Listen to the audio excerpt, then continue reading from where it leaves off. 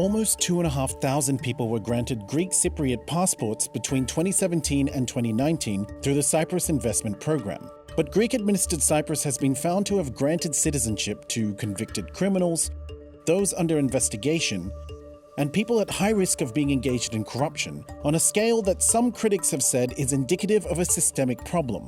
Issues surrounding the controversial investment program have resurfaced after a batch of approved applications were obtained by Al Jazeera's investigative unit, dubbed as the Cyprus Papers. Here are 5 things you need to know about the Cyprus Investment Programme scandal.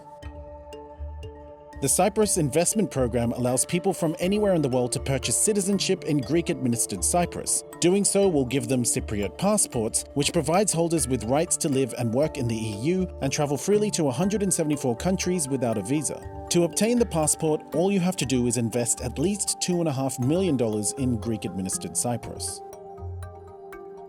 Since the program began in 2013, applicants had to prove they had a clean criminal record, but the onus was on the applicant to provide their records, with no recognition or verification from authorities in their home countries. Facing criticism, the criteria for applicants was updated in 2019, banning those who had ever been investigated or faced criminal charges, and those with past criminal convictions.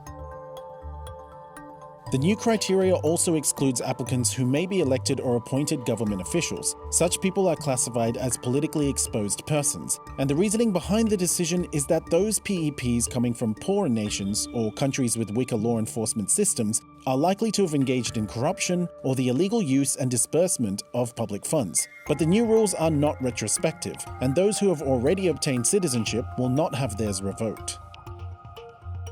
The European Commission, as well as a leading coalition against corruption, Transparency International, have leveled criticisms against the Greek Cypriot administration and have called for the phasing out of what they consider scandal-ridden golden visa schemes that have facilitated the laundering of stolen assets. The government of Cyprus has previously admitted mistakes, committing to fix loopholes and to revoke citizenship from those who should not have been granted it in the first place. It has now been more than 2 years since the first golden visa scandals broke out, and yet we are still waiting for the Commission to deliver on its commitment and stop the EU from being a safe haven for the corrupt and criminal.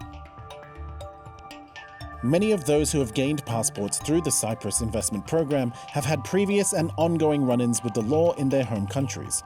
Al Jazeera obtained the Cyprus Papers and identified a number of them, including Leonardo Gonzalez Delan, who has been sanctioned by the US Treasury and labeled a frontman for the Venezuelan government. He's accused of laundering up to $2.5 billion. Yang Huiyan from China, who is thought to be Asia's richest woman and worth over $27 billion. Her husband and father are Chinese government officials, thereby classifying her as a PEP with a golden passport. And even Russian banker Alexei Kordachev, who is currently under house arrest in Russia under charges of embezzlement. He was approved for a passport despite the ongoing investigations and trials.